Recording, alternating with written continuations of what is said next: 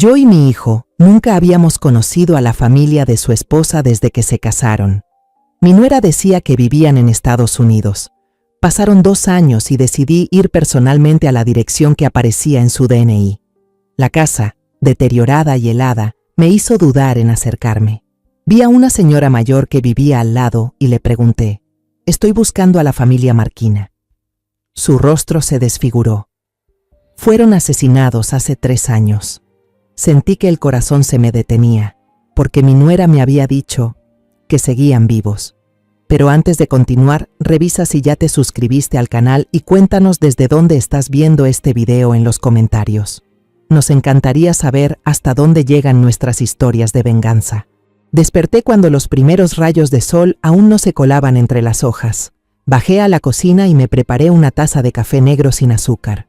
Con la taza caliente en la mano, entré a mi habitación y empecé a meter unas cuantas mudas de ropa en una bolsa pequeña. Cuando Sebastián, mi hijo, y Jimena, mi nuera, se despertaron, yo ya estaba lista. Sebastián me preguntó a dónde iba tan temprano. «Voy a visitar a Elena», mencioné el nombre de mi amiga de la universidad. «Hace mucho que no la veo y no deja de llamarme». Ellos no sospecharon nada. Sebastián solo me abrazó y me pidió que manejara con cuidado.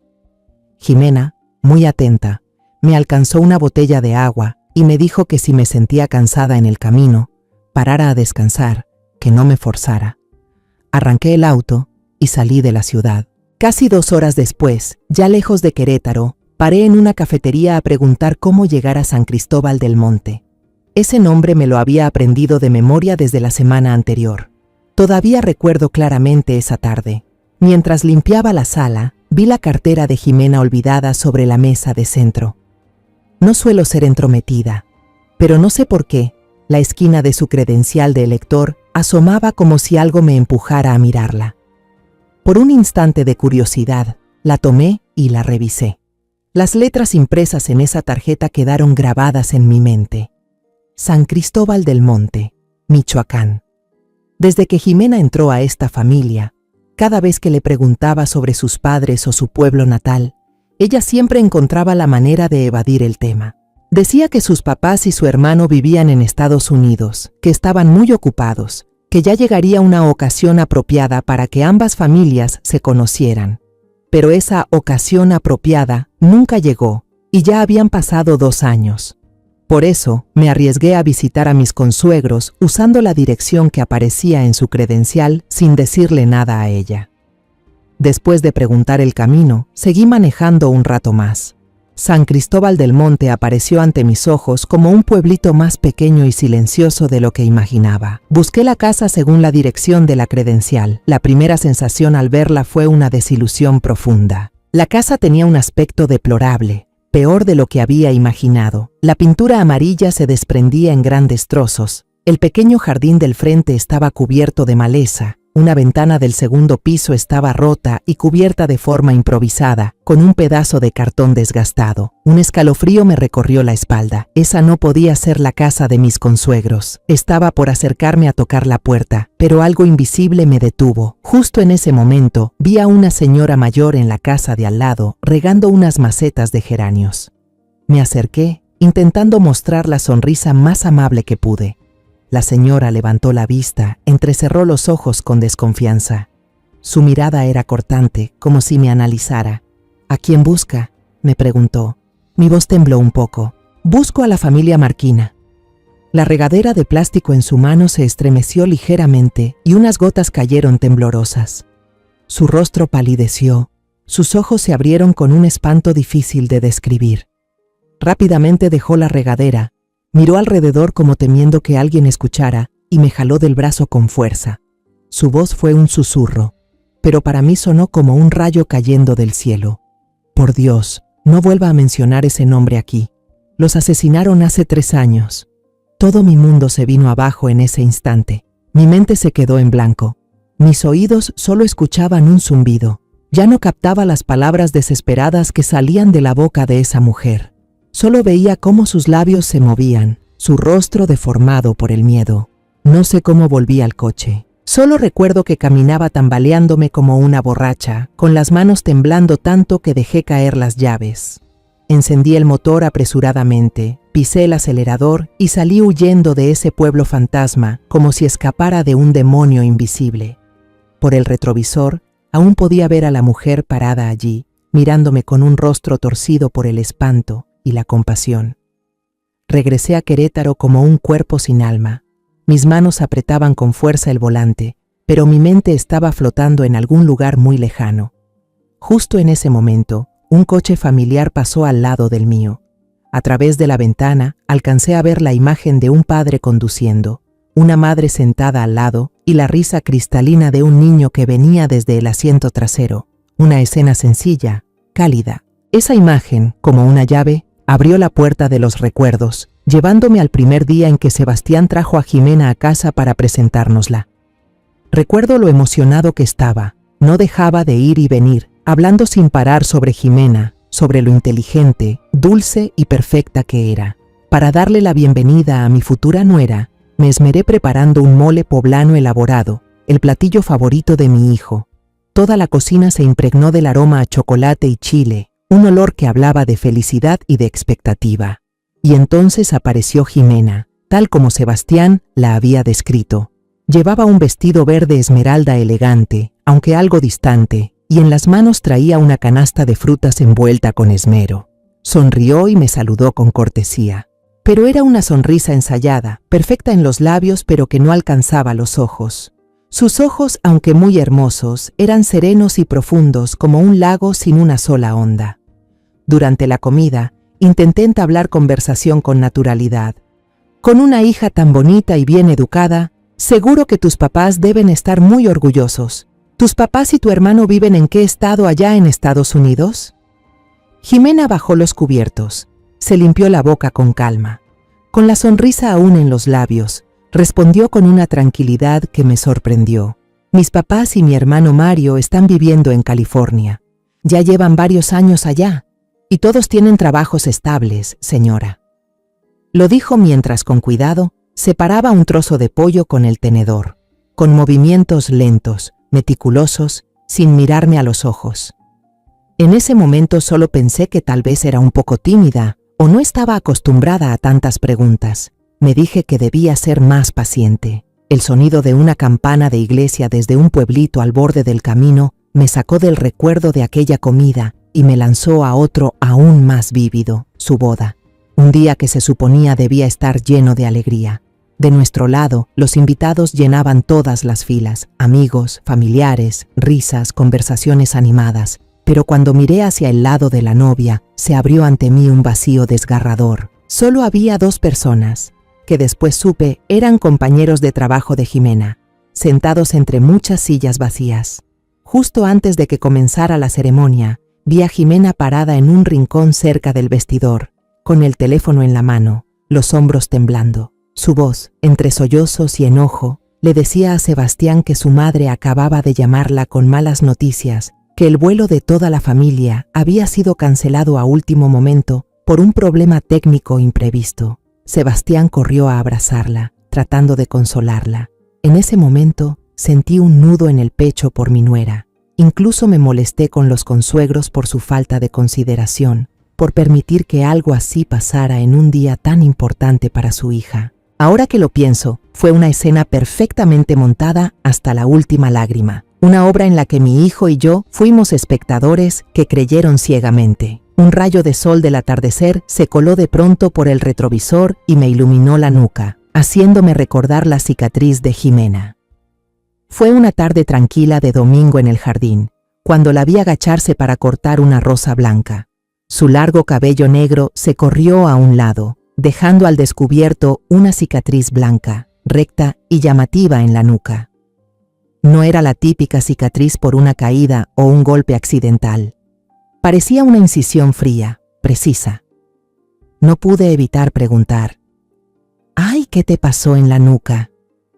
Jimena dio un respingo, más fuerte que si la hubieran llamado por su nombre. Con un gesto casi instintivo, se subió el cuello de la blusa para taparla rápidamente. La chica sonrió con incomodidad, una sonrisa torcida. «No es nada, mamá, Solo un accidente tonto de cuando era niña, eso es todo. Luego desvió rápidamente la conversación hacia otro rumbo, preguntándome sobre la receta de la sopa que suelo cocinar. Y entonces, una serie de evasivas pasadas volvió a mi mente. Las veces que le sugerí hacer videollamadas con sus padres en Navidad o Año Nuevo. Siempre tenía una excusa. En casa de mis papás el internet es muy inestable. No se ve la imagen, mamá. Mis papás no se acostumbran a estos teléfonos inteligentes. Son muy complicados. Ahorita están de viaje en una zona montañosa sin señal. Todas excusas que en apariencia sonaban razonables. Y Sebastián, mi pobre hijo, por amor, siempre lo pasaba por alto. No le hagas la vida difícil, mamá, solía decirme. Si están tan ocupados, hay que ser comprensivos con ellos. Un claxon de tráiler retumbó justo detrás de mi auto, seguido del chillido de unos frenos quemándose sobre el asfalto. Me sobresalté. Salí de golpe del trance de mis recuerdos. Había estado manejando distraída, invadiendo el carril de al lado. El tráiler estaba a solo unos centímetros de la parte trasera de mi coche. Giré bruscamente hacia la orilla del camino, el corazón a punto de estallar. A lo lejos, las luces de la ciudad de Querétaro comenzaban a brillar. Me anclaron de nuevo a la cruel realidad. Estaba regresando a casa, a ese lugar donde convivía con una mentirosa, alguien que en realidad no sabía quién era. Al llegar, estacioné el auto en el garaje y apagué el motor.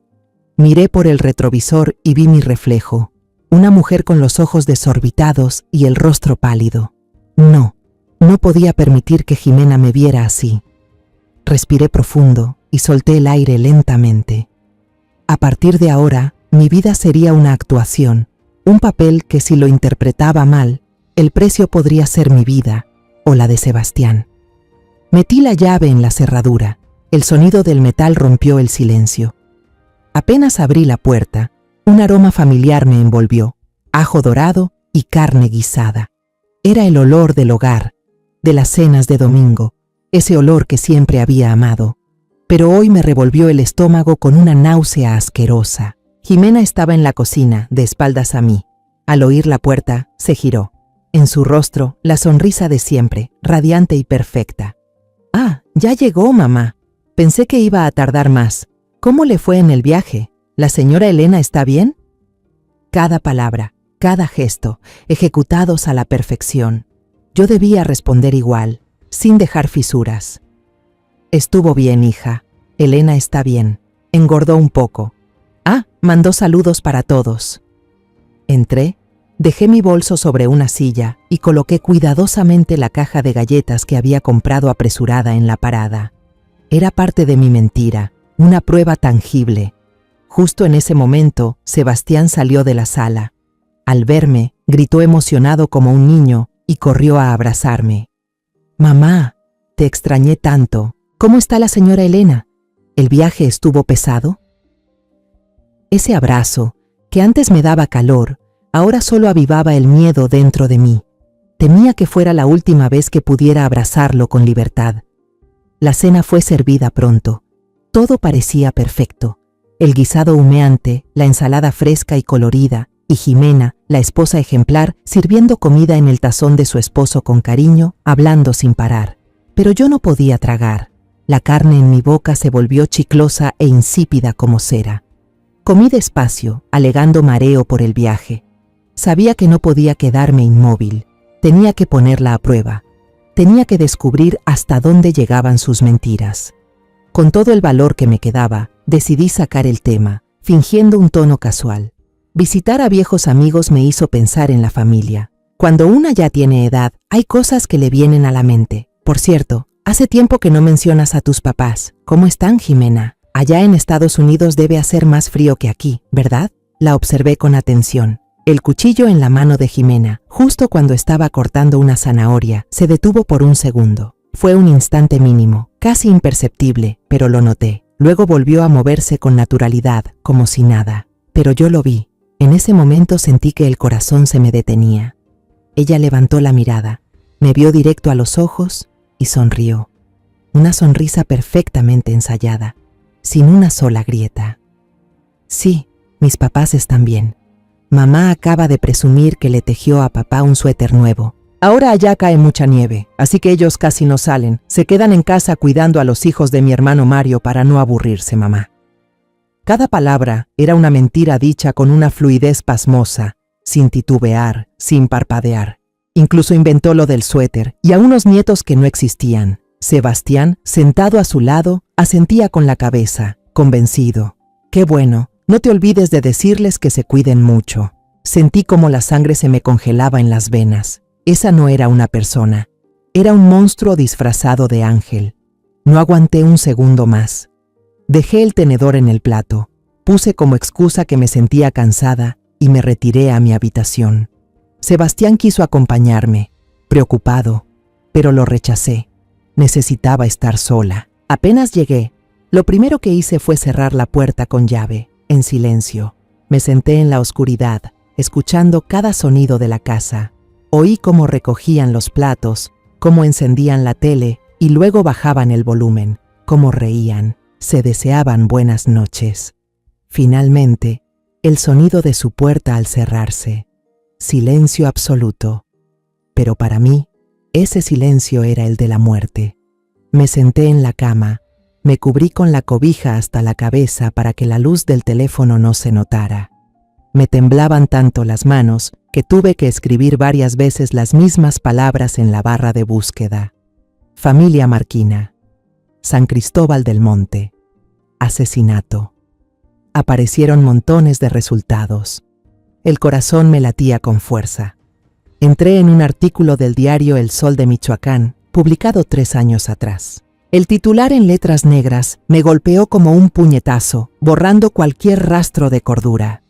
Tragedia familiar, matrimonio asesinado brutalmente en su casa, hija menor desaparecida. Leí con los dientes apretados. El artículo describía con detalle la escena del crimen. El señor Eusebio y la señora Lidia Marquina fueron encontrados con múltiples heridas graves y el arma sospechosa era un cuchillo de cocina. La policía descartó al hijo, Mario Marquina, porque se había mudado a Estados Unidos 2 años antes del crimen y tenía una coartada sólida. Todas las sospechas recayeron en la hija menor, quien vivía con ellos y desapareció sin dejar rastro justo después del asesinato. Y al final del artículo había una foto tipo carnet, vieja y de mala calidad, probablemente sacada de algún archivo escolar.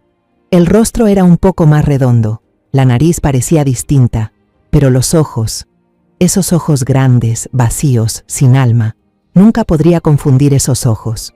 Bajo la imagen, una línea breve y helada, sospechosa, Jimena Marquina.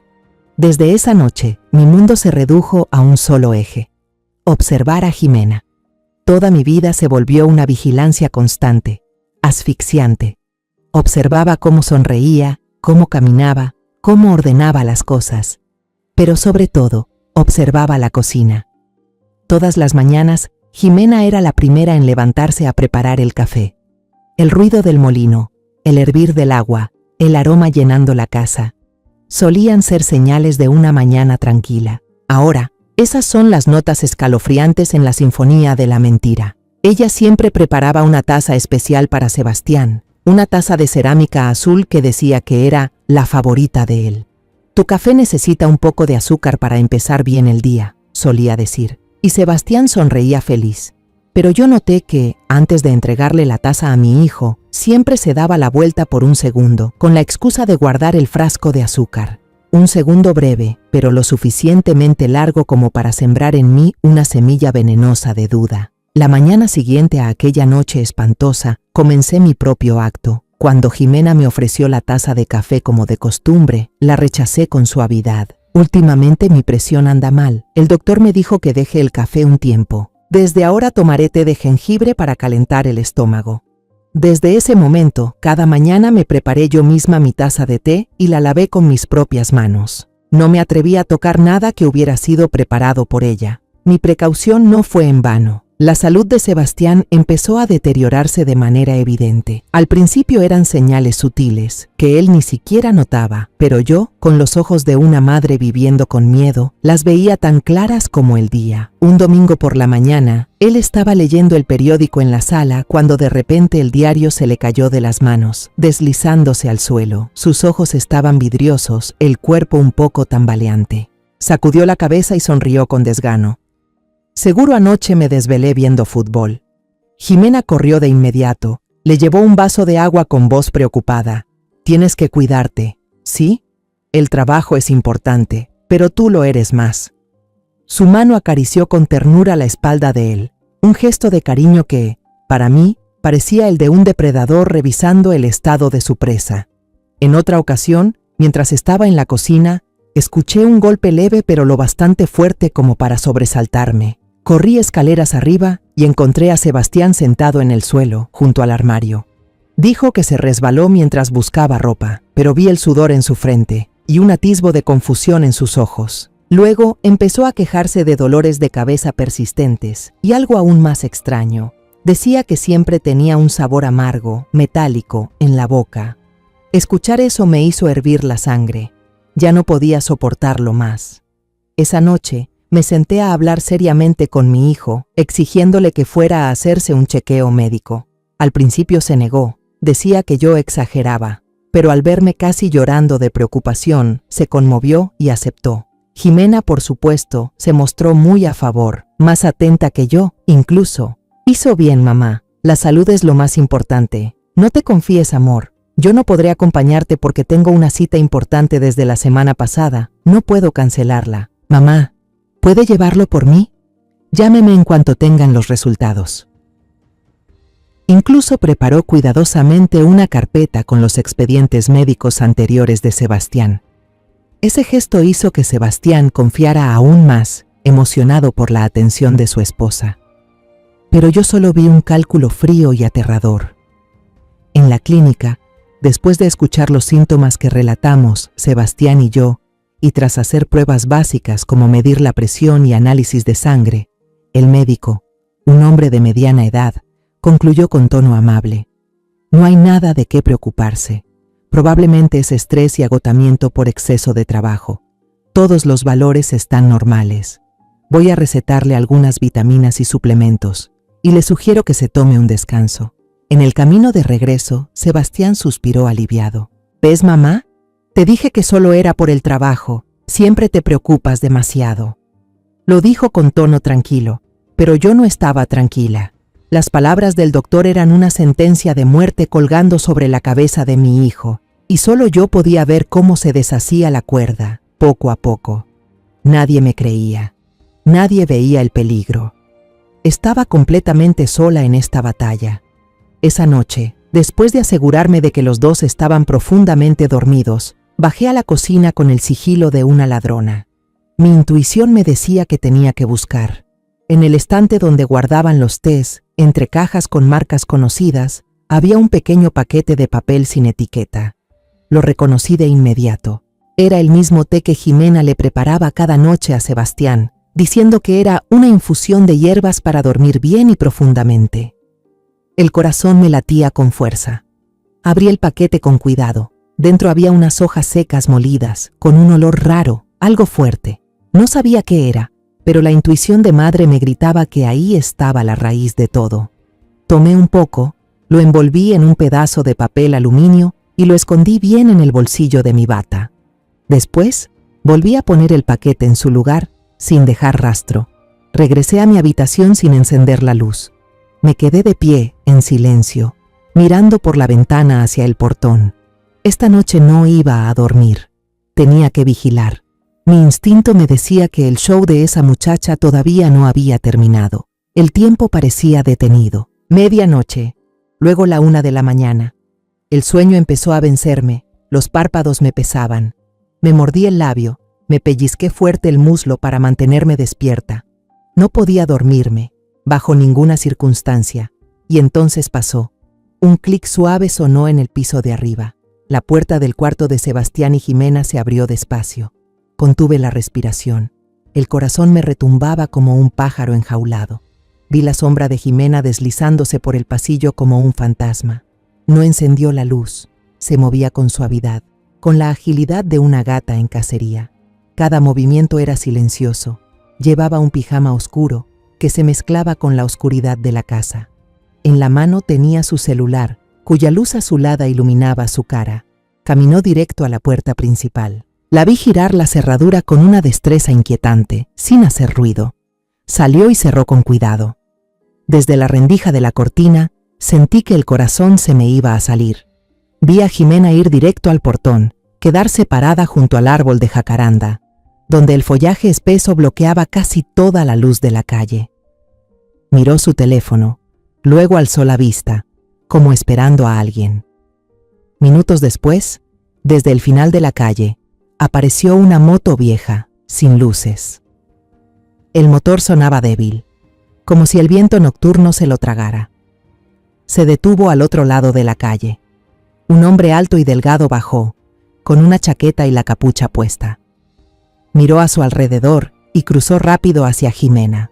Cuando levantó la cara, la luz de la calle mostró la mitad de su rostro, barba rala, ojos hundidos, cara cansada y fría, como la de alguien acostumbrado a vivir fuera de la ley. Supe en ese instante que era mi oportunidad.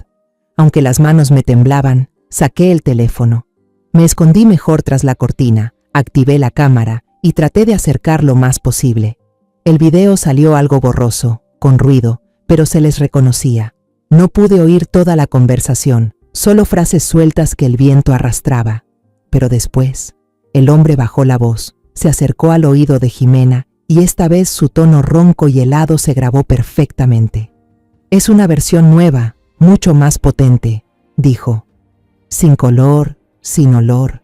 Solo hay que quemarla en ese hornillo de incienso en la habitación. El humo va debilitando el sistema nervioso poco a poco. Si se usa seguido, la víctima se va apagando, hasta que el corazón se detiene mientras duerme. Parece una muerte natural. Nadie sospecha nada. Se me paró el corazón. El hornillo de incienso, ese que Jimena había traído a la casa la semana pasada, diciendo que era para aromaterapia. Vi al tipo entregarle a Jimena un pequeño paquete de papel blanco. Jimena lo tomó, asintió y luego le dio un fajo de billetes que ya tenía preparado. Él pasó el pulgar por el dinero para contarlo rápidamente y lo metió en el bolsillo. Antes de irse, dijo algo que me dejó helada, una frase que confirmó todos mis peores temores. Esta vez asegúrate de que no quede rastro. Nada como en San Cristóbal. San Cristóbal. Él mencionó San Cristóbal. Le dio una palmada en el hombro a Jimena con toda confianza. Luego se dio vuelta, subió a su coche y desapareció en la oscuridad tan rápido como había llegado. Jimena se quedó ahí un momento más, sola en la penumbra. Abrió el paquete y miró el polvo blanco que había dentro con una expresión fría, calculadora. Después lo guardó con cuidado en el bolsillo de su bata. Regresó, abrió la puerta con suavidad y caminó de vuelta a su habitación como si nada hubiera pasado, como si solo hubiese salido a tomar un poco de aire fresco. Ya no podía mantenerme en pie. Me dejé caer al suelo frío, tapándome la boca con las manos para que no saliera el grito de terror que me subía por la garganta. El video en mi celular era la prueba viviente. No solo estaban acabando lentamente con la vida de Sebastián, también hablaron de San Cristóbal.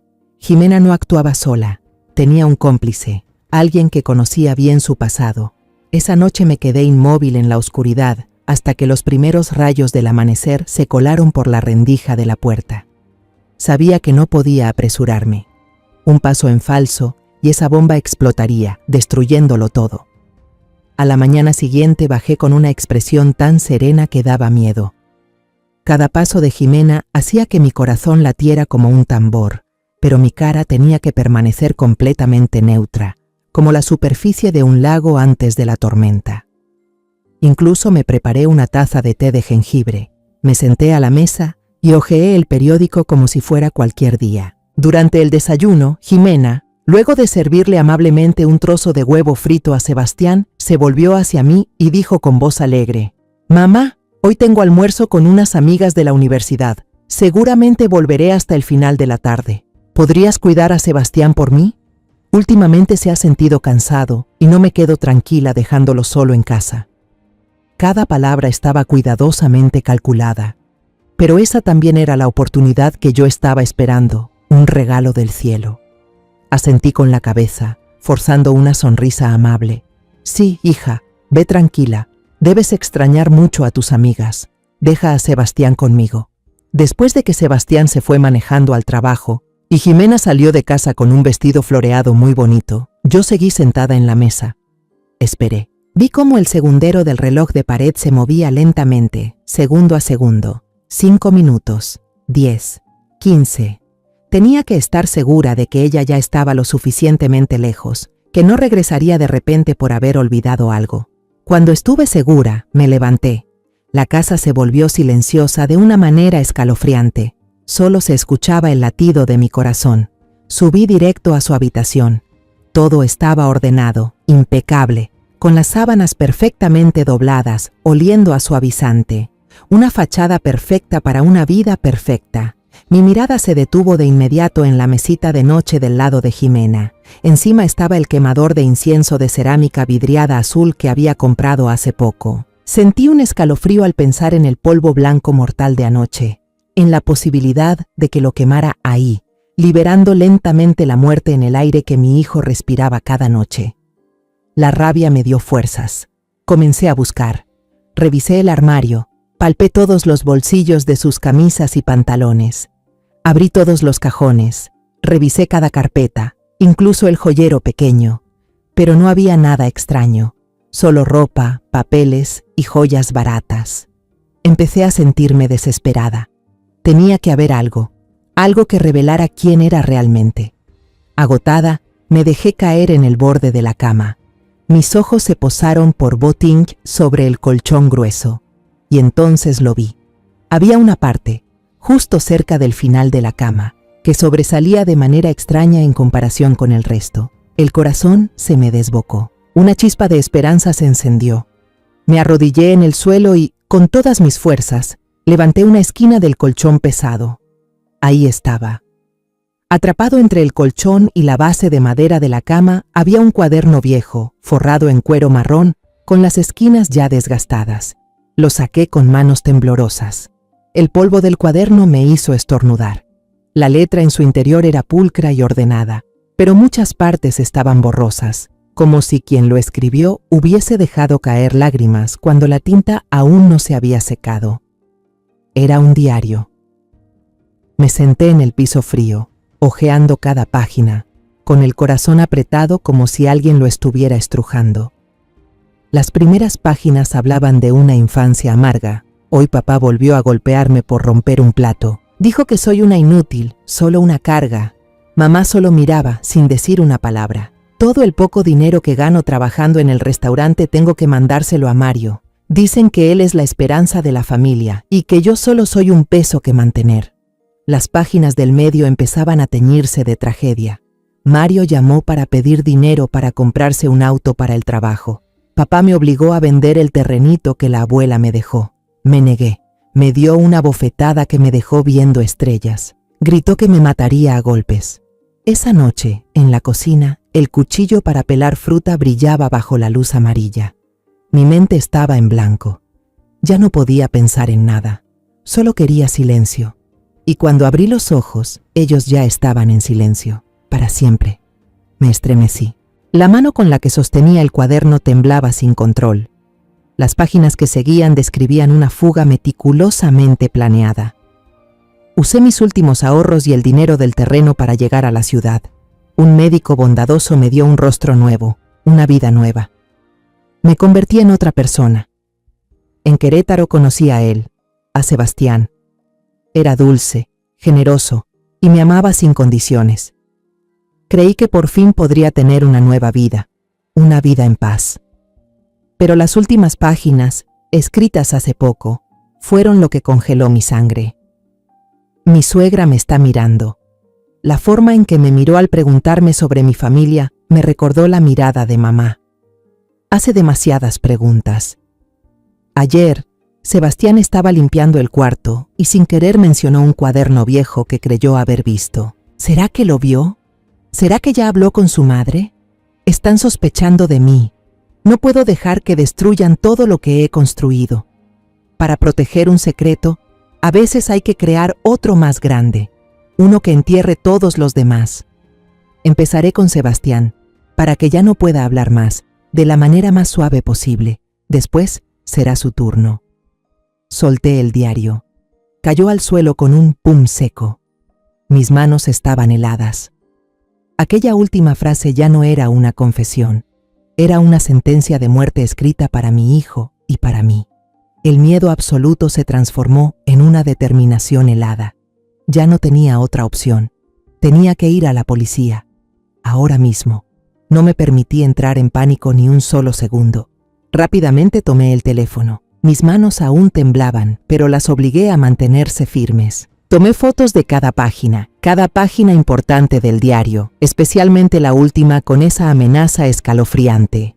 Luego, cuidadosamente, volví a colocar el cuaderno exactamente donde estaba, bajo el colchón, alisando las sábanas sin dejar una sola arruga. No podía llevármelo. Si Jimena se daba cuenta de que el cuaderno había desaparecido, huiría de inmediato y toda pista se esfumaría. Las fotos y videos en este teléfono eran todo lo que necesitaba. Corrí a mi habitación. Saqué el pedazo de papel aluminio que contenía un poco de la infusión de hierba sospechosa que había escondido el día anterior. Lo guardé en una pequeña bolsa de tela, junto con el celular, mi única arma en ese momento. Antes de salir corriendo de la casa, la razón me obligó a detenerme un segundo. Arranqué una hoja del cuaderno de notas que estaba en la mesa de la cocina y escribí unas líneas rápido. Me siento un poco mareada, debe ser por el cambio de clima. Salí a comprar unos medicamentos, regreso pronto. Era una forma de despistar, de crear una excusa razonable por si Jimena regresaba antes de lo previsto. Manejé hasta la comisaría central como una sonámbula. El corazón me latía desbocado en el pecho. 1000 miedos me invadían. Miedo a que no me creyeran. Miedo a que pensaran que era una anciana paranoica inventando cosas sobre su nuera perfecta. Entré por la puerta principal de la estación de policía y me dirigí directamente al mostrador. Traté de mantener la voz firme, aunque por dentro estaba gritando. «Hola, necesito reportar algo extremadamente urgente. Yo necesito hablar con la persona de mayor autoridad aquí». El joven policía detrás del vidrio levantó la vista y me miró con ese escepticismo habitual. Pero quizás la urgencia desesperada en mi voz y en mi mirada logró convencerlo. No hizo más preguntas, simplemente se levantó en silencio y me condujo a una sala de interrogatorios pequeña, helada, con 4 paredes vacías. Unos minutos después, entró un hombre de unos 50 años, alto, con el rostro marcado por arrugas de experiencia. Se presentó como el comisario Rodrigo Vargas. Su voz era grave y serena, con un peso que inspiraba confianza. «Tome asiento, señora. ¿Podría contarme qué fue lo que ocurrió, señora Álvarez?» Respiré hondo y comencé a hablar. Solté toda la historia como un torrente que había sido contenido por demasiado tiempo. Le conté sobre el viaje maldito a San Cristóbal, las mentiras descaradas de Jimena, la salud de Sebastián deteriorándose de forma sospechosa. Le hablé sobre la transacción turbia, en medio de la noche, y del diario espeluznante que acababa de encontrar. Al principio, aún notaba la duda en los ojos del comisario Rodrigo. Me escuchaba, sí, pero con una actitud profesional y distante. Pero cuando puse el celular sobre la mesa y reproduje el video de Jimena con el hombre desconocido, su expresión cambió de inmediato. Tomó el teléfono, vio el video 3 veces, ampliando el rostro del hombre bajo la tenue luz de la calle. Luego, le mostré las fotos de las páginas del diario. Pasó rápido las primeras, pero cuando leyó la última línea, esa que decía, «Después será el turno de la vieja», levantó la mirada bruscamente hacia mí. Toda duda en sus ojos desapareció por completo, reemplazada por una seriedad y determinación escalofriantes. Rodrigo se levantó y llamó a 2 investigadores más a la sala. Señaló la pantalla de mi teléfono y dijo con firmeza, «Tenemos un homicidio de primer grado en proceso. La víctima puede estar en peligro en cualquier momento». Luego se giró hacia mí, y en sus ojos ahora había respeto. «Señora Álvarez, fue muy valiente. Ahora necesitamos su cooperación total. ¿Puede volver a su casa y actuar como si nada hubiera pasado? Necesitamos atraparla en el acto. A partir de ahora, su casa estará bajo vigilancia las 24 horas. Asentí, aunque por dentro estaba muerta de miedo. Volver a esa casa, enfrentar a Jimena, era como meterse de cabeza en la boca del lobo. Pero por mi hijo, tenía que hacerlo. Rodrigo continuó, con tono tenso. Gracias al video, nuestro equipo ha podido hacer una identificación preliminar del hombre. Muy probablemente se trata de Francisco Rivas, alias El Hueso. Es un conocido traficante de sustancias prohibidas y venenos, muy temido en el mundo criminal.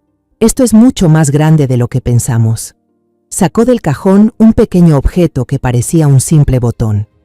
Este es un dispositivo de grabación y localizador GPS. Póngaselo en el abrigo. Si siente que está en peligro, manténgalo presionado durante 3 segundos. La señal se enviará de inmediato y nosotros entraremos. Tomé el botón con manos temblorosas. Era mi amuleto protector. De pronto recordé algo y saqué un trozo de papel aluminio del bolsillo para entregárselo a una investigadora. Esto es lo que ella le ha estado dando de beber a mi hijo todas las noches. El agente, usando guantes, lo tomó con cuidado y lo selló en una bolsa de plástico con cierre hermético. El plan ya estaba trazado. Mi papel estaba por llegar a su desenlace, uno del que no sabía si saldría con vida. Conduje de regreso a casa con la sensación de estar entrando directamente al infierno. El camino de siempre, que solía recorrer todos los días, ahora se sentía extraño y aterrador. Cada metro que avanzaba me acercaba más a la criatura que me estaba esperando. Antes de bajar del auto, con manos temblorosas, prendí el botón especial que el jefe de policía Rodrigo me había dado en la solapa del abrigo. Estaba frío y rígido, pero era mi único consuelo en ese momento. Al entrar a la casa, Jimena ya estaba ahí. Estaba arreglando un jarrón de lirios blancos en la sala. Al verme, levantó la vista y sonrió con dulzura. «Ya llegó, mamá. ¿Se siente mejor? Le traje unas vitaminas». Esa sonrisa, esa preocupación fingida, ahora me repugnaban hasta los huesos. Quería gritar, desenmascararla, pero tenía que contenerme. «Ya me siento mejor, hija, solo un poco mareada», respondí, esforzándome al máximo para que mi voz no delatara el temblor interno. Me fui directo a la habitación, cerré con llave y me quedé sentada en la cama sin moverme hasta el amanecer. Esa noche no dormí, solo escuché. Cada ruido en la casa me hacía brincar el corazón. A la mañana siguiente, la obra debía llegar a su fin. Según el plan meticulosamente trazado con la policía, después de que Sebastián se fuera al trabajo, yo crearía una excusa. Tomé un jarrón antiguo de cerámica, una reliquia valiosa que había pertenecido a mi suegra, y salí a la sala. Respiré hondo. Luego, accidentalmente lo dejé caer. El sonido del jarrón al romperse fue estridente, desgarrando el silencio de la mañana. Los pedazos azules salieron volando por el suelo. Jimena salió corriendo desde la cocina. Al ver los restos, su rostro se frunció por un instante con molestia, pero rápidamente lo disimuló. Yo fingí estar en shock, cubriéndome la cara con ambas manos. ¡Ay, Dios mío, el jarrón! Perdóname, hija, fui muy torpe. Voy a comprar otro de inmediato para reponerlo. Hoy hay mercado de cerámica en las afueras, justo es fin de semana. Salgo un rato y regreso enseguida. Esa era la excusa perfecta. El jefe Rodrigo había dicho que actuar en la vía pública era mucho más seguro que irrumpir en la casa, evitando el riesgo de que la muchacha se volviera violenta y tomara a Sebastián o a mí como rehenes. Jimena me miró con algo de sospecha. Pero tal vez mi actuación de culpa y angustia fue demasiado creíble. Ella suspiró y dijo: «No hace falta, mamá, solo es un jarrón, pero si quiere salir a despejarse, hágalo. Yo me encargo de limpiar». No parecía sospechar nada. Un rato después, tal como la policía había previsto, también tomó su canasta de compras y dijo que iría a comprar algunos ingredientes frescos para la cena. El plan había comenzado oficialmente. Yo sabía que, allá afuera, en las calles, los policías de civil ya estaban en posición. Justo cuando el sedán plateado de Jimena salió por el portón y recorrió unos 200 metros hasta la intersección cercana, 2 autos sin placas, que parecían vehículos familiares comunes, aceleraron de repente, uno bloqueando al frente y el otro cerrando por detrás. Sin darme cuenta, Ya había corrido al balcón del segundo piso, escondida tras una maceta, observando. Mi corazón parecía salirse del pecho. Las puertas de ambos autos se abrieron de golpe.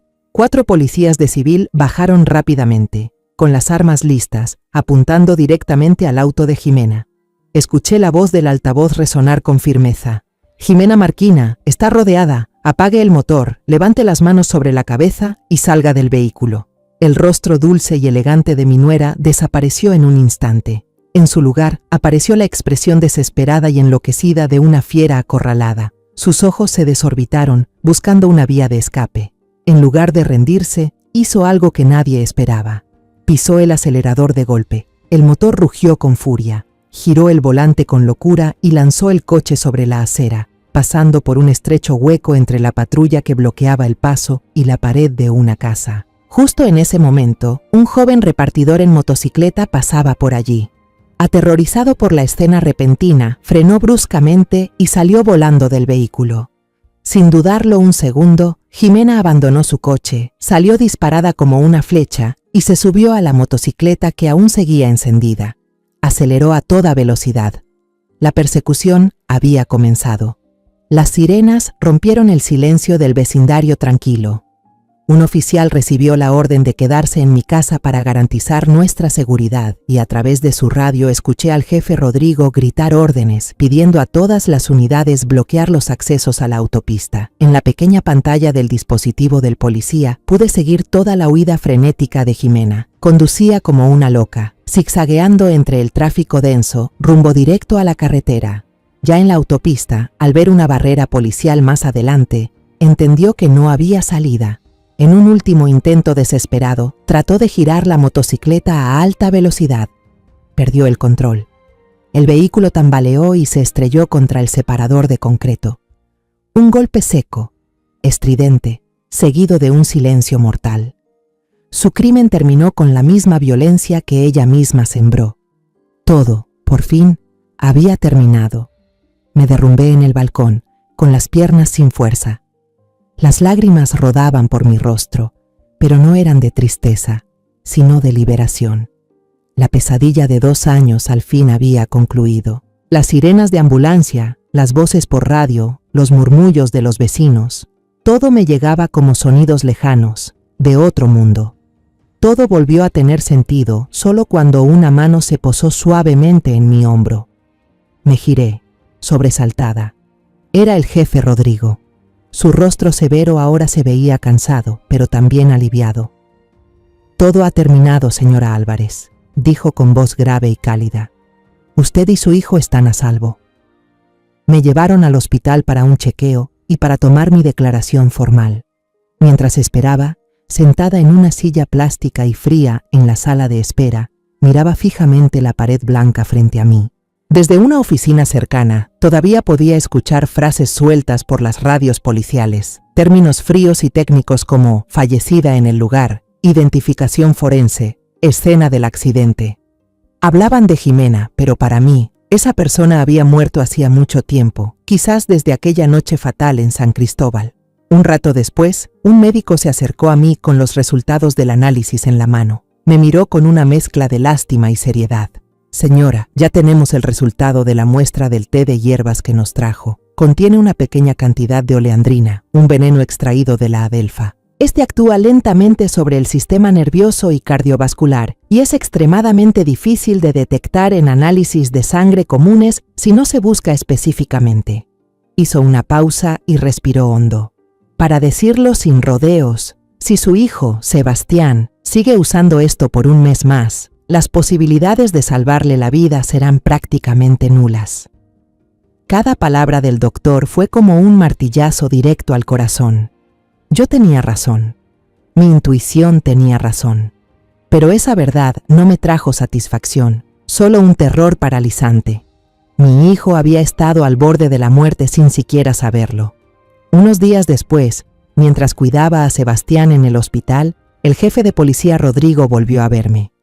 Traía consigo las piezas finales del rompecabezas. Los resultados de huellas dactilares y ADN del cadáver coincidían al 100% con los registros de Jimena Marquina, la principal sospechosa de la masacre de San Cristóbal. El rostro podía haber cambiado tras una cirugía plástica clandestina, pero las huellas y la esencia de una persona no.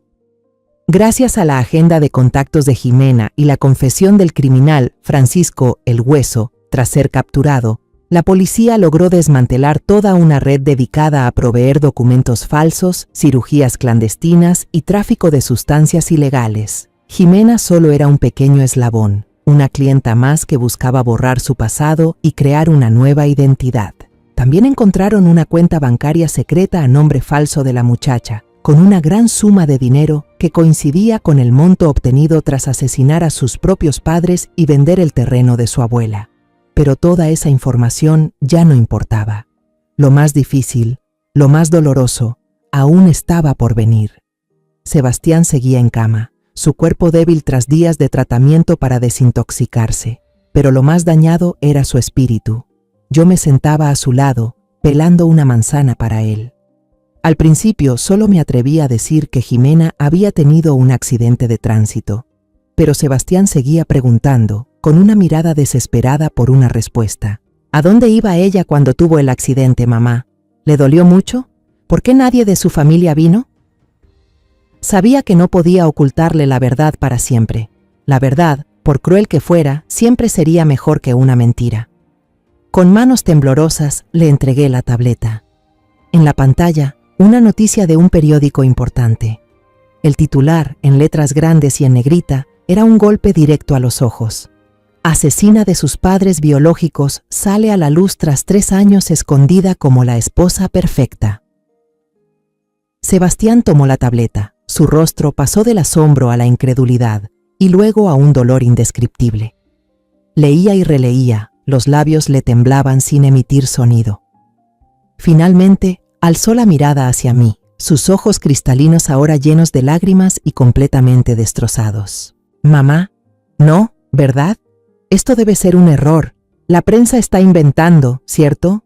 Jimena, ella no es así». Y rompió en llanto. No era un llanto silencioso, era un llanto desgarrador, roto, de un hombre traicionado hasta lo más profundo, despojado de toda fe. Solo pude abrazar a mi pobre hijo, dejar que se derrumbara sobre mi hombro. El hogar que había construido con tanto esfuerzo, el amor que cuidó con tanta devoción, todo era un castillo de arena hecho de sangre, mentiras y crimen. Y ahora, la ola de la verdad lo había arrasado todo. Después de que Sebastián salió del hospital, volvimos a esa casa. Pero ya no era un hogar, era una escena del crimen, una tumba para un matrimonio falso. Cada rincón, desde la sala donde ella solía poner flores hasta la cocina donde cocinaba, evocaba la presencia de Jimena. Sebastián no hablaba, no sonreía.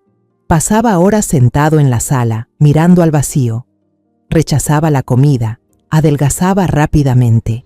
Temía que mi hijo no pudiera superar este trauma. Una tarde, ya no pude soportarlo más. Empecé a recoger las cosas de Jimena. Cada objeto, desde el vestido que solía usar hasta el libro que había dejado a medio leer en la mesita de noche, era como una puñalada que volvía a abrir la herida aún sangrante de madre e hijo. Finalmente, empaqué todo en grandes cajas de cartón y las doné a la caridad. Teníamos que borrar ese fantasma antes de que nos devorara por completo. La casa en Querétaro se había convertido en una prisión para nuestras 2 almas agotadas. Cada noche, Sebastián y yo nos sentábamos uno frente al otro en la sala, pero entre nosotros se extendía un silencio aterrador. Sebastián seguía hundido en su propio mundo, uno lleno de rupturas y dudas. Una noche, al verlo tan demacrado, no aguanté más. Coloqué suavemente mi mano sobre su hombro. «Sebastián, no podemos seguir viviendo aquí, hijo. Este lugar solo guarda recuerdos dolorosos.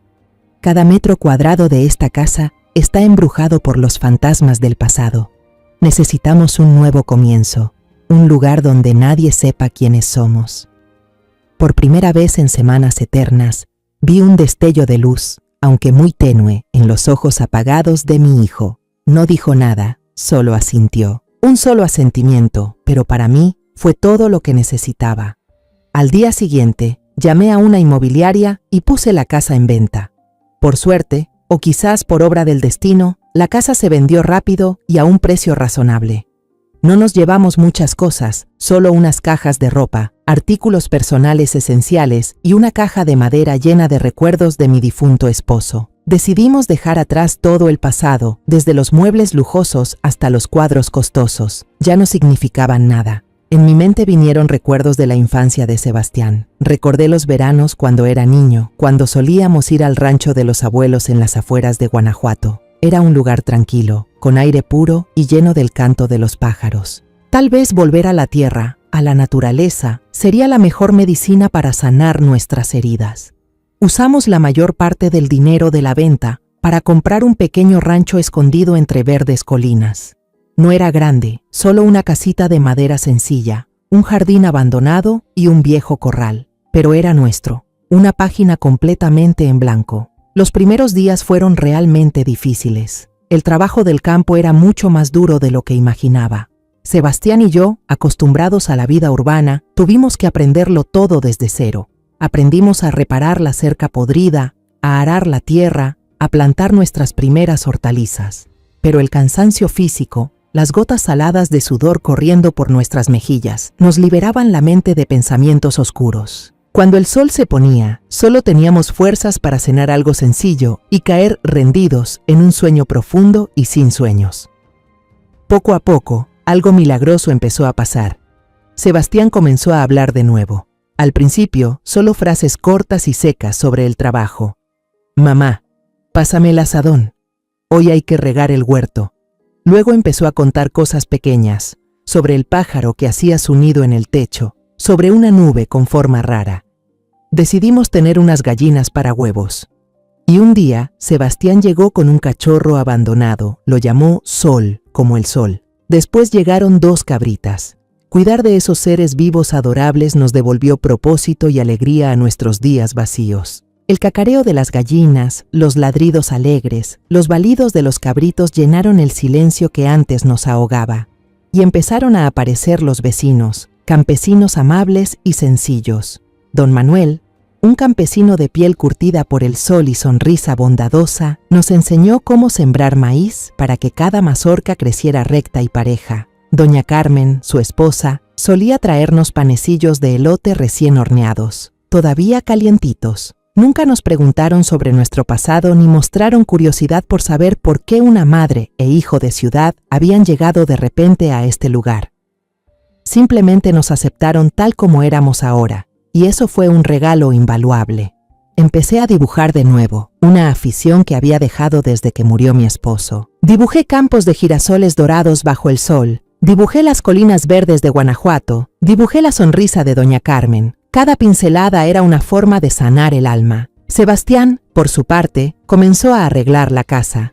Él mismo pintó las paredes, construyó una mesa y sillas nuevas para el porche. Y un día, hizo un columpio hermoso bajo el viejo roble al inicio del camino. A los niños del vecindario les encantó. Venían seguido a jugar, y sus risas claras llenaban el rancho, sembrando en la tierra pequeñas semillas de vida y alegría.